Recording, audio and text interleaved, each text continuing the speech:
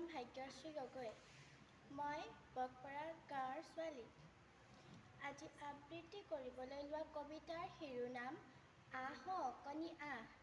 কবি ৰূপকোঁৱৰ জ্যোতিপ্ৰসাদ আগৰৱালা।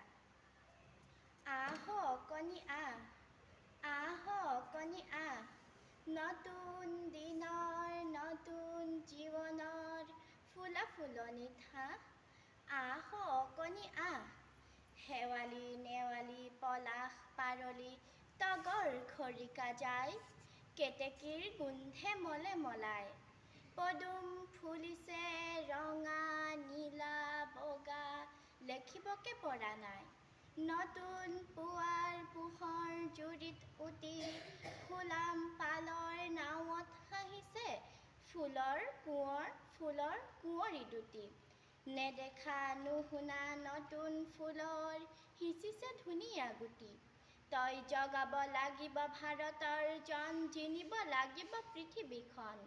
তয়ে অসমৰ, তয়ে ভাৰতৰ, তয়ে জগতৰ, তয়ে অভিনৱ জ্যোতি। তয়ে বালাৰ্জুন, তয়ে বালাৰুণ, মহামহত্তৰ চিৰসুন্দৰৰ আলোকদীপ্ত অজেয় সেনাপতি। কোনে ৰোধে তোৰ প্ৰগতি অগ্ৰগতি, আলোকদীপ্ত অজেয় সেনাপতি। ধন্যবাদ।